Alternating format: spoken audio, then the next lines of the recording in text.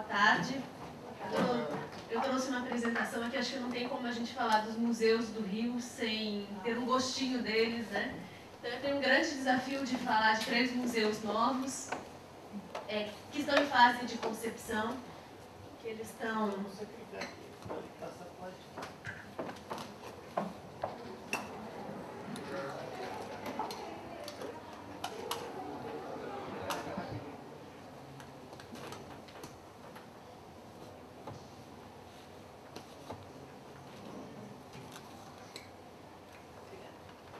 Eles estão sendo concebidos, estão na fase de projeto de museografia, de conteúdo, de arquitetura, todos eles. E é um grande desafio falar em 25 minutos, eu vou pedir até ao pessoal da organização que me ajude no tempo. Tem uma apresentação aqui bem extensa, com bastante imagem, e eu vou avançando. Quando a gente tiver que parar para respeitar o tempo, eu paro.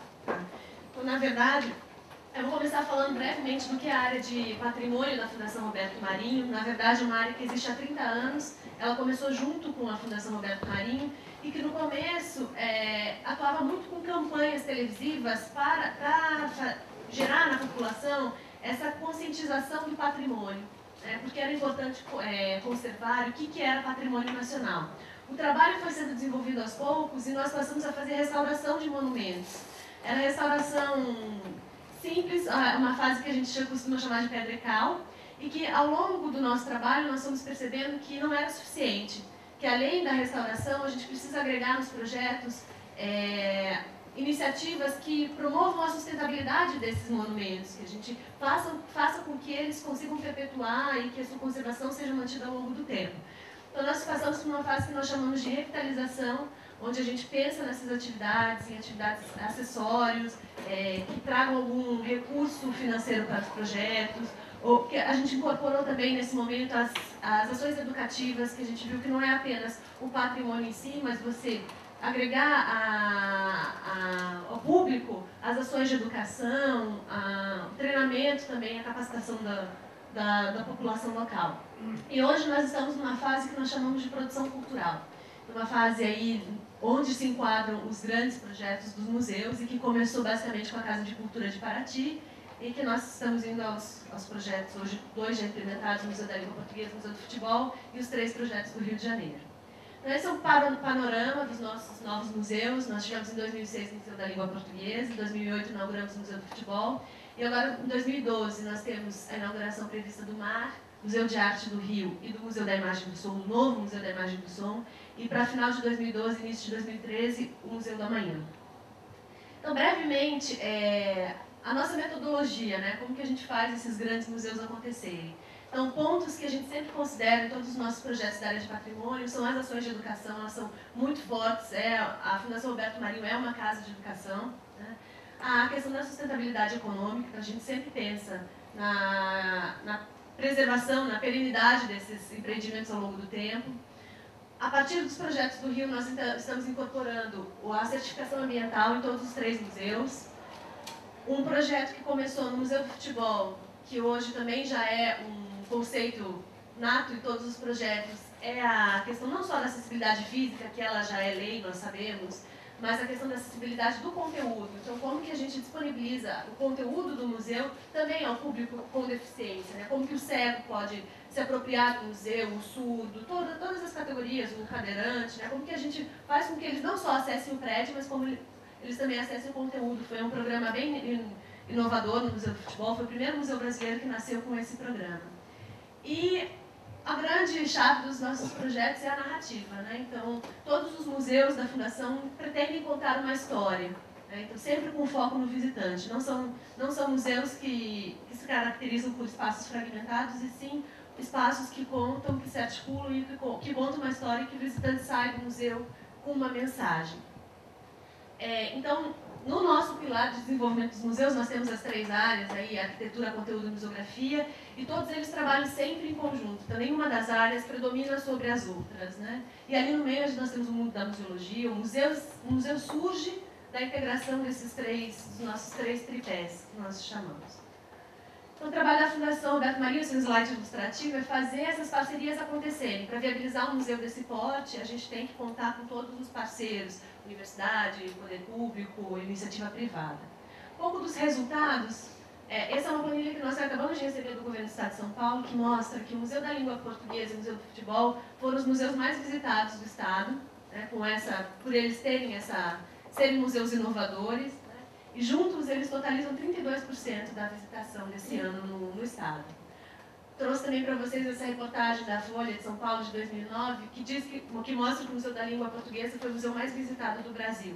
E o Museu do Futebol já estava em segundo em 2009 na cidade de São Paulo. E outro conceito importante na concepção dos nossos projetos é a questão da interatividade, né? Então, acho que é por isso que os projetos se diferenciam tanto. Tem hoje em dia é um conceito muito forte da interatividade, e a gente acredita que é por isso, por a gente se aprofundar tanto nesse conceito, que a gente tem essa resposta do público, né? Então, nós trabalhamos a questão da interatividade manual, que é o princípio mais básico. Então, hoje a gente sabe que as pessoas querem tocar, querem se aproximar, querem manipular, querem fazer parte daquele espaço, né? A distância já não funciona mais nos espaços contemporâneos. A questão da interatividade mental. Então, aquilo tem que fazer sentido, você tem que transformar a mente das pessoas na visita, né? Tem que provocar o visitante, ele tem que se indagar, ele tem que questionar. O museu não é um espaço para você achar muitas respostas, mas para você gerar muitas perguntas e provocar, né?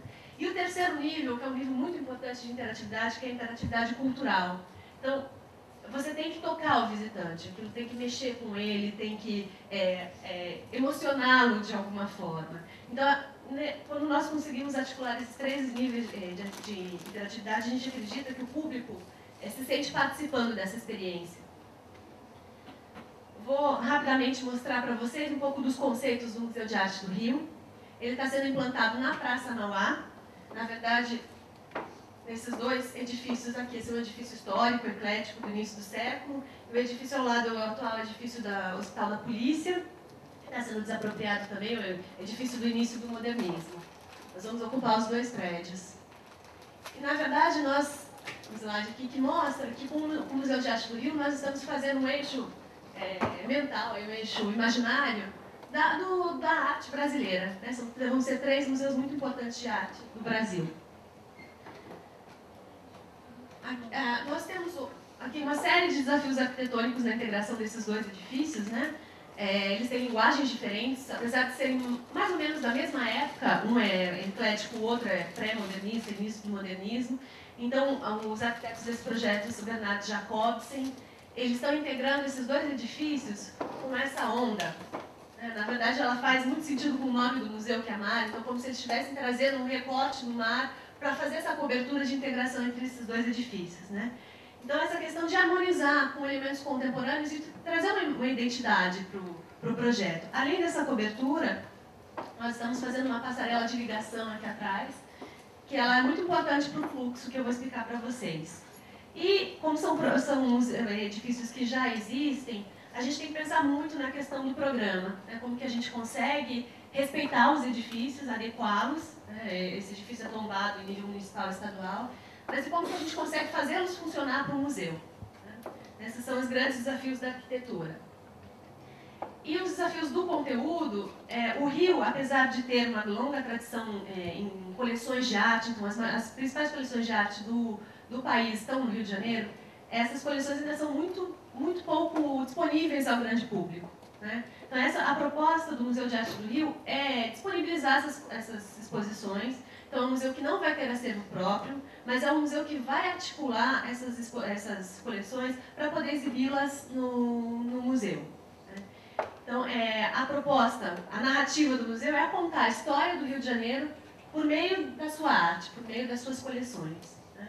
Então, promover o diálogo entre as coleções do Rio, entre as próprias coleções do Rio e, futuramente, entre as coleções do Rio e as coleções exteriores, né? E complementando. Então, esse aqui é o prédio do museu. O museu vai funcionar nesse prédio. E nesse outro prédio vai funcionar uma escola do olhar.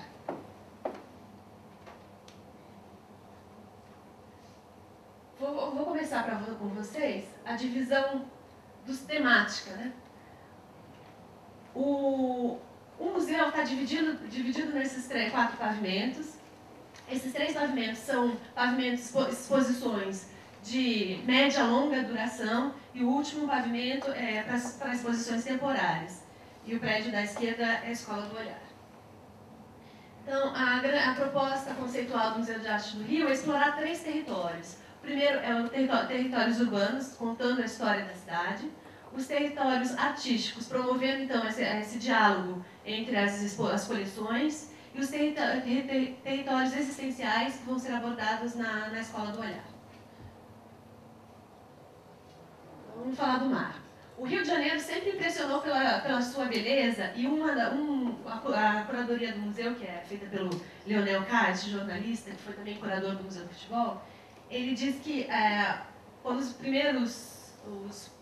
primeiros viajantes chegaram ao Rio de Janeiro, o que mais impactou foi essa vertigem da chegada, eles chegaram pelo mar. Então, como que essa beleza, ela impressiona até hoje, né? Quando nós chegamos de avião, como é bonita essa chegada ao Rio de Janeiro, como o mar é tão presente na vida e na geografia da cidade, né? Então, é um pavimento que vai falar dos primeiros navegantes, vai falar da cartografia, vai mostrar a convivência, então, o que era a natureza, né? Que como essa natureza se transformou. Então, aqui é um quadro da convivência entre baleias e homens na Baía de Guanabara, a iconografia da cidade e a evolução urbana acompanhando a orla. Então, como o mar foi importante para a definição da cidade, a evolução, a configuração urbana da cidade, né?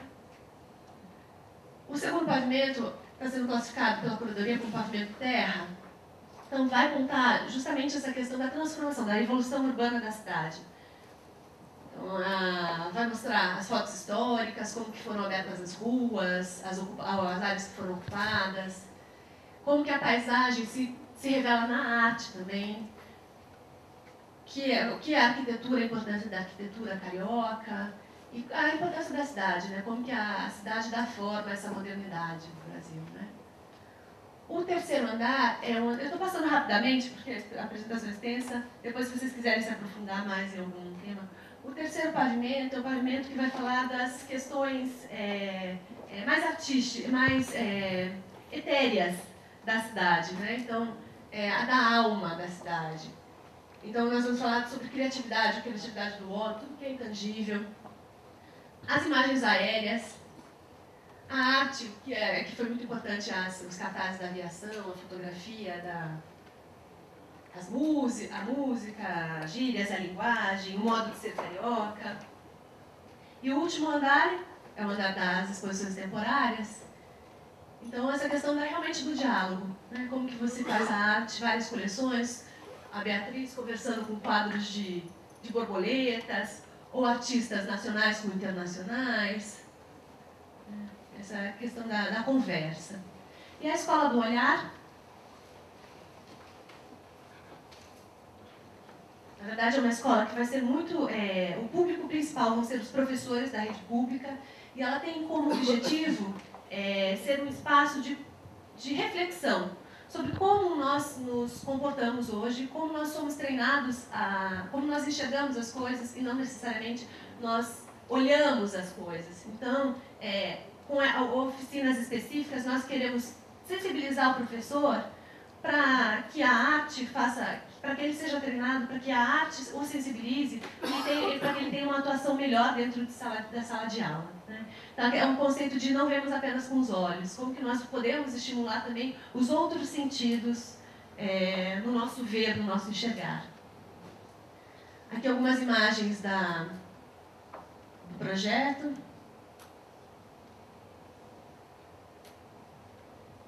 Esse é o terraço, então eu vou explicar um pouquinho, vou voltar nesse slide para explicar o fluxo do museu.